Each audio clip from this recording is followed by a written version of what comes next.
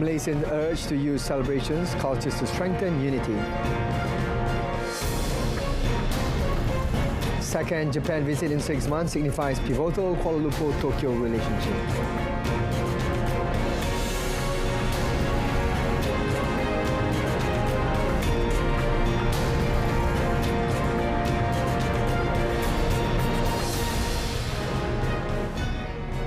Assalamualaikum, salam Malaysia Madani. You're watching Malaysia Tonight with me, SAHIH. Prime Minister Dato' Sri Anwar Ibrahim has urged Malaysians to make every celebration and culture a core element for enhancing unity and mutual understanding. Expressing his Wesak Day greetings to all Buddhists today, Dato' Sri Anwar said that one of the universal ethics emphasized in Buddhist teaching is the rejection of ignorance. Therefore, the Prime Minister hopes that the people will strive to increase understanding, galvanize the people's strengths and prioritize advancing the nation. He also expressed confidence that this country can become strong with its united and resilient people. Wesak Day is the most important day for Buddhists, commemorating the birth, enlightenment and death of the religion's founder Siddhartha Gautama. The Wesak Day, which is the most important day for the Buddhist community, was celebrated harmoniously by devotees and visitors from home and abroad. It was a lively and harmonious celebration across the country, with thousands of Buddhist devotees congregating at the temples in their respective states as early as 5:30 a.m. this morning. In Kuala Lumpur, as many as 25,000 devotees and visitors gathered at the Mahavihara Buddhist Temple in Brickfield as early as 5:30 a.m. to perform religious rituals to honour the birth, enlightenment and passing of the religious founder Siddhartha Gautama Buddha. Deputy President of the temple, A. Hemmadasa, said various events were held, including the candlelight procession at 6 p.m.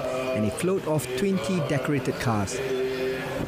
In Kelantan, Wat Prachumtat Chanaram, a Thai Buddhist temple, is a choice for devotees to observe Wesak Day in the state every year. There were also visitors from Kuala Lumpur who turned up at the temple early this morning. Visitors also shared stories about their respective Wesak Day celebrations in Kedah, where devotees thronged the Wat Siam Bakar Bata temple in Alostar. Some patrons in particularly were also wearing face masks when visiting the temple as a precaution. Across the South China Sea, devotees in Kuching observed Wesak Day full of gratitude at the Sarawak Buddhist Association Temple. It was also attended by Deputy Premier and Sarawak Public Health, Housing and Local Government Minister Dato' Amar Dr. Sim Kui Hian.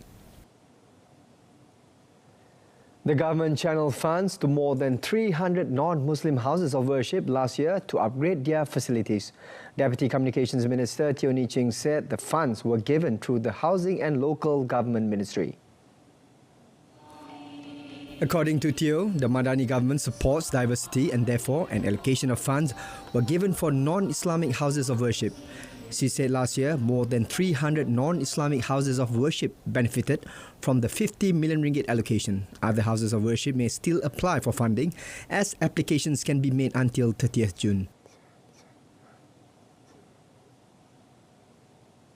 Jadi saya di sini juga inginlah menggesa pihak-pihak yang memerlukan peruntukan, sama ada untuk kerja-kerja tambah baik, upgrade, naik taraf ke, juga bolehlah hantar permohonan mereka kepada KPKT sebelum 30 hari bulan Jun melalui internet.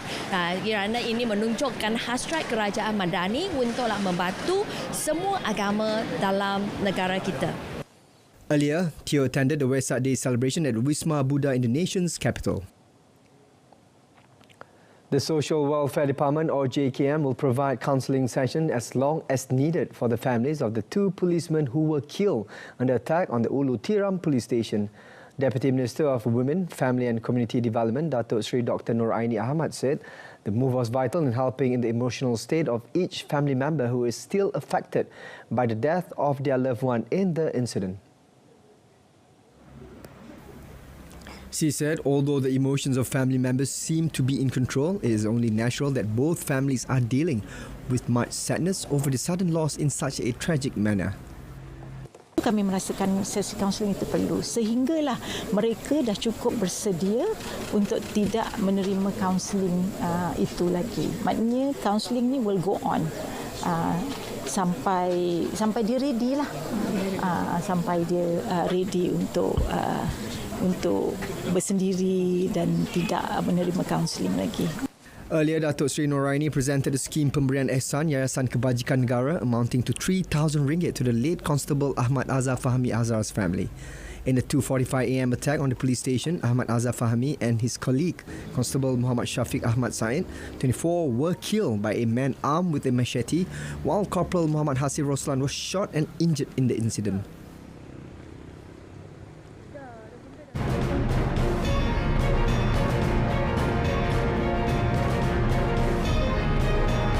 Up next, targeted diesel subsidy bold move to stem leakages.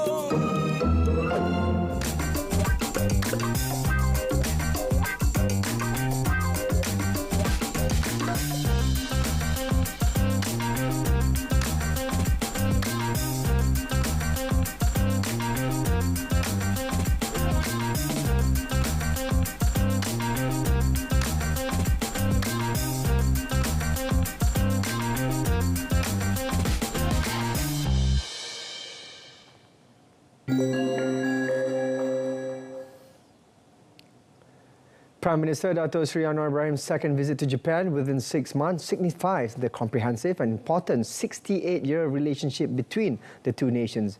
Malaysian Ambassador to Japan, Datuk Sharil Effendi Abdul Ghani, said the visit will be brief but packed with engagement with policymakers and industry captains as the Prime Minister needs to be back in Malaysia by the weekend. Datuk Seri Anwar will arrive in Tokyo later today for a 3-day working visit. Specifically for the 29th International Conference on the Future of Asia or Nikkei Conference, Datuk Sharil said the Prime Minister will be the first leader to deliver a keynote address at the conference tomorrow. Datuk Seri Anwar is also scheduled to hold a bilateral meeting with his Japanese counterpart Fumio Kishida at the latter's office tomorrow to take stock and discuss initiatives to strengthen Malaysia-Japan relations. The two leaders will also discuss geopolitical and regional issues. Sekarang ini one of the most important issues in terms of geopolitics is of course situasi di Gaza, situasi di Ukraine, which is also something that will be discussed about, and in this region as a whole, be it in terms of security and aspect the South China Sea, the Korean Peninsula dan semuanya. So all these are expected to be some of the issues that will be raised by both sides during the bilateral tomorrow. In between the bilateral meetings, Datuk Seri Anwar has scheduled 2 sessions of one-on-one meetings with captains of industry. Among the companies scheduled for the sessions are Mitsubishi Corporation, Tokyo Gas, Tokuyama Corporation, INEOS Holding and SAHIH Corporation.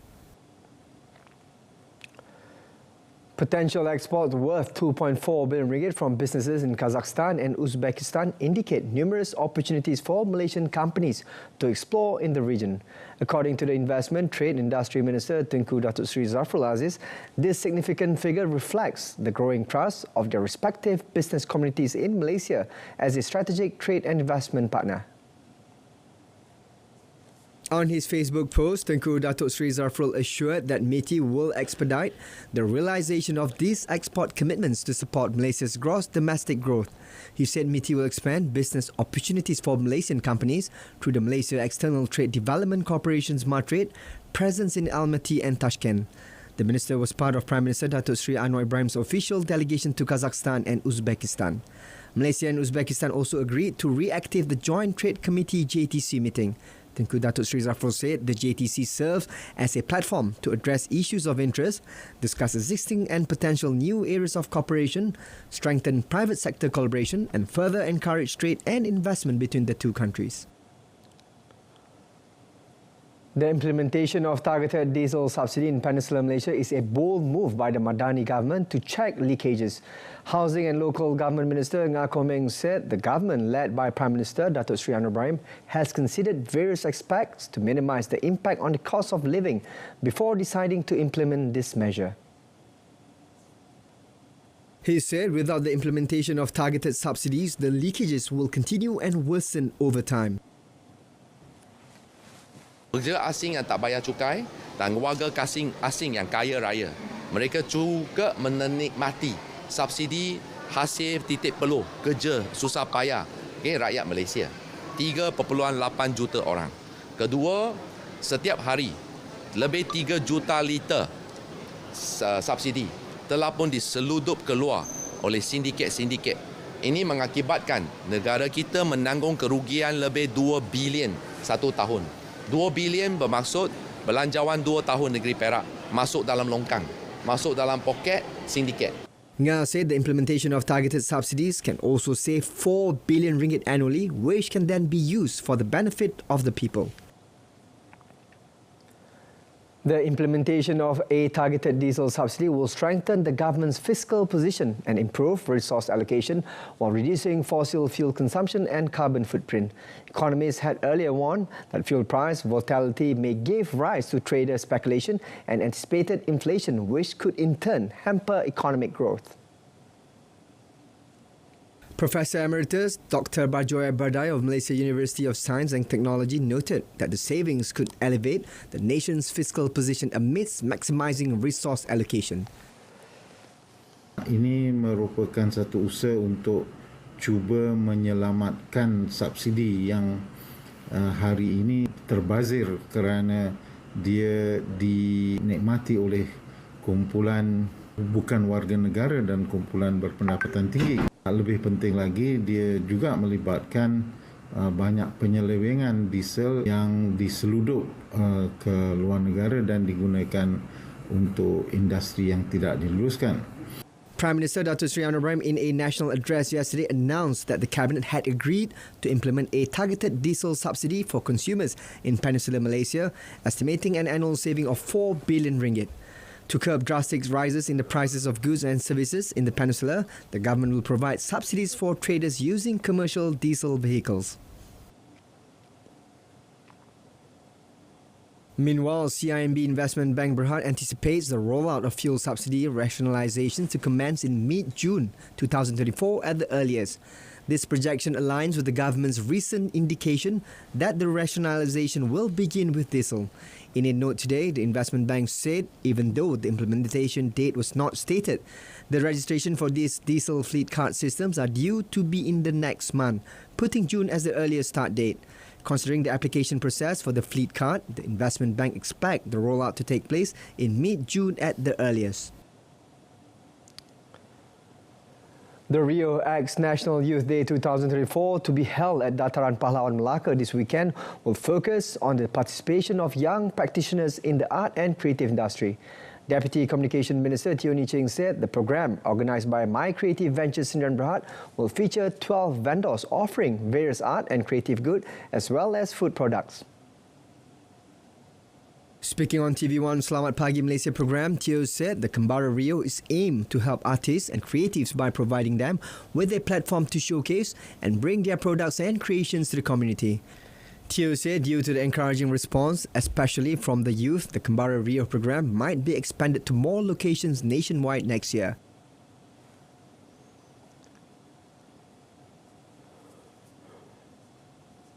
Tahun 2023, kami ada buat Rio di 4 lokasi, jadi 4 edisi. Dan kita nampak bahawa juaran dari sana adalah untuk sepanjang tahun adalah 1.7 juta ringgit. Setakat untuk tahun ini sahaja, kami setakat ini hanya buat di 2 lokasi. Satu ialah Sentul Depok dan satu lagi di JB. Tetapi untuk 2 lokasi ini sahaja, pengunjung kami yang sudah sampai ke Rio, Kembara Rio adalah jualan yang kami terima adalah 1.3 juta. Dan tahun ini kami akan buat di 7 lokasi dan lokasi ketiga adalah di Melaka, iaitu pada hujung tahun, pada hujung minggu ini. Jadi kami harap dan kami percaya bahawa sasaran kami adalah untuk memastikan industri kreatif ini boleh menyumbang sekurang-kurangnya 5% kepada GDP kita. Dan maksudnya menyumbang 31.9 bilion ringgit kepada negara kita.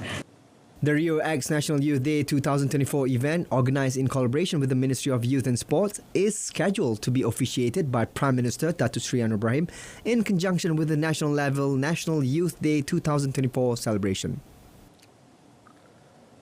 More than a dozen of the world's leading artificial intelligence firms pledge a global summit to develop and use their technology safely as concern rises of the lack of safeguards for ChatGPT-style AI systems. 14 companies, including South Korea's Samsung Electronics, sprawling tech giant Navir, and America's Google and IBM, agreed on the final day of the Seoul summit to minimize risk as they push the cutting-edge field forward. The companies also promised to minimize risk and enable robust evaluations of capabilities and safety. The two-day summit, co-hosted by South Korea and Britain, gathered top officials from global AI companies such as OpenAI and Google DeepMind to find ways to ensure the safe use of the technology. Under their new pledge, the companies also agreed to help socially vulnerable people through AI technologies, although it gave no details on how this would be achieved. 16 tech firms, including ChatGPT, maker OpenAI, Google DeepMind and Anthropic, also pledged to make fresh safety commitments that included sharing how they assess the risks of their technology.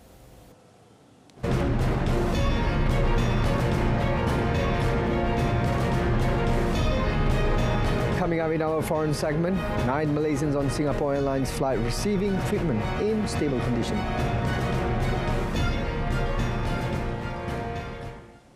The Embassy of Malaysia in Bangkok is providing assistance to 9 injured Malaysians from Singapore Airlines flight SQ321, which made an emergency landing at Suvarnabhumi Airport yesterday. Malaysian Ambassador to Thailand, Datuk Joji Samuel, said the consular officers have met all the injured victims from the 2 separate hospitals in Bangkok and they are currently receiving treatment and are in stable condition. It was communicated by Datuk Joji that there were 16 Malaysians on board the flight. A 32-year-old Malaysian male cabin crew received 2 surgeries last night for head, minor spinal and leg injuries in a hospital in Bangkok. He is currently in stable condition after surgeries and the embassy will monitor the situation closely to offer any further assistance if needed. The other 8 Malaysians who are suffering from fractured rib, neck pain, dizziness and minor injuries are currently under surveillance at the normal wards of both hospitals while awaiting medical results. The flight with 211 passengers and 18 crew members were travelling from London to Singapore when it encountered sudden extreme turbulence over the Irrawaddy Basin at an altitude of 37,000 feet approximately 10 hours after departure. The pilot declared a medical emergency and diverted the Boeing 777-300ER aircraft to Bangkok, landing at 3:45 p.m. local time Tuesday. The incident caused multiple injuries, with a 73-year-old British man the only fatality in the incident. Norway, Ireland and Spain announced that they will recognize a Palestinian state, prompting Israel to immediately recall its envoys. Ireland's leader said his nation would recognize Palestine as a state but did not specify timing, while leaders of Norway and Spain said their nations would do so as of 28th May. Norwegian Prime Minister Jonas Gahr Store made the announcement in Oslo, Spain Prime Minister Pedro Sanchez in Madrid and Irish Prime Minister Simon Harris in Dublin. Y haciéndonos eco del sentir mayoritario del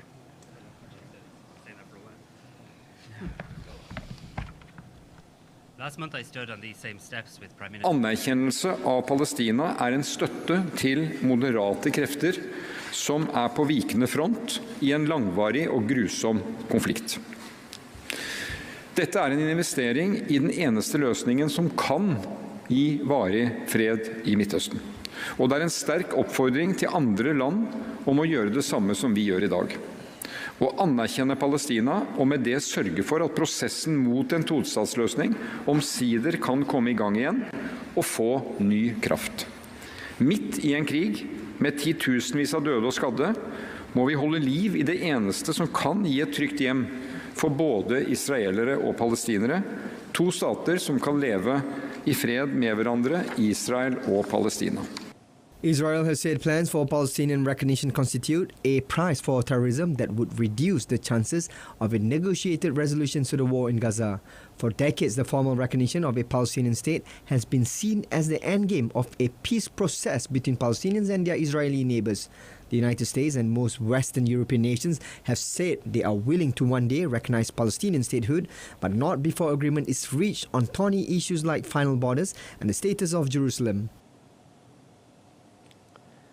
Thousands of Iranians thronged the streets of the capital Tehran for the funeral procession of President Ibrahim Raisi and his entourage, who died in a helicopter crash in the city centre. Mourners clutching portraits of Raisi gathered in and around the University of Tehran, where Iran's Supreme Leader Ali Khamenei led the prayers. Flanked by top officials, Khamenei said prayers over the coffins of the dead, who also included Foreign Minister Hossein Amir Abdullahian. The leader Hamas, Ismail Haniyeh, joined the procession, as did the deputy leader of Hezbollah, Naim Qasim. Funeral rites for Raisi and his entourage began on Tuesday with processions through Tabriz and the Shiite clerical centre of Qom, drawing tens of thousands of black-clad mourners. From Tehran, the bodies will be taken to Iran's second city of Mashhad, Raisi's hometown in the northeast, where he will be buried on Thursday evening after funeral rites at the Imam Reza Shrine. Khamenei, who wields ultimate authority in Iran, has declared 5 days of national mourning and assigned Vice President Mohammad Mokber, 68, as caretaker president until 28 June election for Raisi's successor. A devastating tornado struck a town in the U.S. state of Iowa, resulting in fatalities and injuries. The tornado devastated a good portion of Greenfield, a town of about 2,000 residents, 70 kilometers southwest of the state capital, Des Moines. The authorities did not give a number of deaths, but said about a dozen people had been transported to hospital. Iowa Governor Kim Reynolds signed a disaster emergency proclamation for 15 counties in response to the severe weather, including Adair County, which covers Greenfield.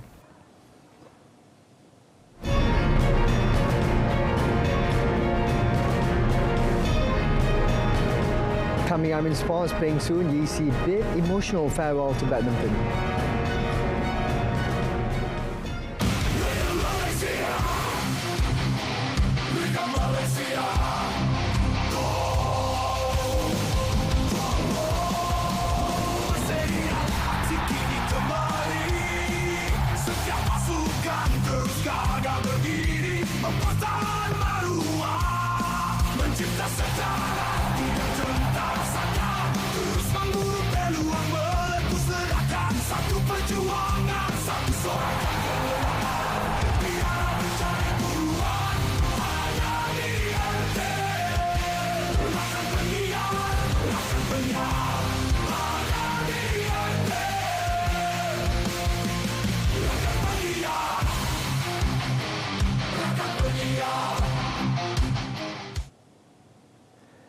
It was an emotional farewell for Malaysia's mixed doubles specialist Chang Peng Soon, who played his last international match at the Malaysia Masters today. Playing in front of a packed Axiata Arena on Wesak Day, 36-year-old Peng Soon, who turned professional in the year 2022, and his partner Chia Yi-Si were ousted in the first round after going down 21-10, 21-6 to China's Cheng Xing Li Qian. The low scores carried very little meaning, nor was it a concern to Peng Soon, Yi-Si, who had anticipated the Super 500 event to be their last tournament before they hung up their rackets for good. Peng Soon, who made history when he won Malaysia's first Olympic medal, a silver in mixed doubles with his then partner Goh Liu Ying, admitted it was hard to control his emotions on the court. Among his future plans, according to Peng Soon, could be in coaching. Memang ada fikir jadi coach lah, jadi coach. Tapi BM tak apa, belum plan lagi lah. Kalau play, yang kecuali yang BM dia offer ke, you perlu you ke, macam sendiri saya cakap saya nak masuk BM yang itu sangat pelik lah. Separately, a teary-eyed Yi-Si said her most memorable moment was helping Malaysia reach the Sudirman Cup semi-finals in 2021. The nation's top mixed doubles pair, Cheng Tan-ji, To Yi-wei, deeply appreciated the unwavering support of home fans, which boosted their spirits to defeat Pakapon Terarat Sakul, Pataimas Moen Wang in the first round of the Malaysia Masters today. The world number 9 pair easily overpowered the 42nd ranked Thai pair, 21-12, 21-14 at Axiata Arena to advance to the second round for the first time. In their debut last year, Tang Ji Iwe were eliminated in the first round by Indonesia's renowned rivalry, Pita Haningtyas Mentari. Speaking to media afterwards, Tang Ji and Iwe acknowledged that the presence of thousands of supporters in the 10 a.m. match invigorated them, helping them quickly adjust after a short break since competing in the Asian Championship in Ningbo, China. The pair will next face India's Sumit Siki Reddy, who overcame Liu Chun Wai and Fu Chi Yan from Hong Kong in 21-15, 12-21, 21-17 tomorrow. Pep Guardiola was named Premier League Manager of the Year after guiding Manchester City to an unprecedented fourth successive title. The Spanish coach has won the award 4 times since joining the club in 2016. With 6 league titles to his name, he is now the second most successful manager in the history of English football. Guardiola said the award reflects the hard work and excellence of the people at the club in all departments, adding winning 4 titles in a row is one of the proudest achievements of his career. Guardiola saw off competition from Arsenal's Mikel Arteta, Aston Villa's Unai Emery, Bournemouth's Anthony Iraola and Liverpool's Jurgen Klopp.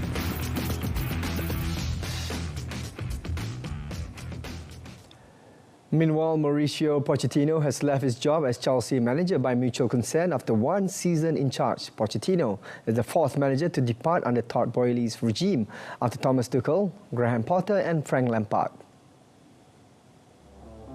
Pochettino joined Chelsea ahead of the 2023-24 season when he replaced interim manager Frank Lampard as the club's new owners Boehly and Clear Lake Capital look to freshen things up at Stamford Bridge after finishing 12th in the previous campaign. Although Chelsea started the season poorly and found themselves in the bottom half of the standings despite spending more than any club in Europe, Pochettino managed to guide the London club to 6th in the Premier League standings. Speculation had been rife that the former Paris Saint-Germain and Tottenham Hotspur boss would be gone after just 1 year in charge, but Pochettino remained tight-lipped about his future when asked after their final game of the season on Sunday.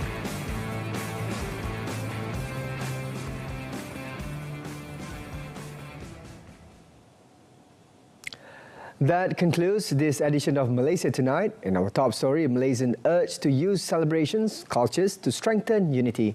Till then, I'm SAHIH from the river to the sea. Palestine will be free. Thank you for watching.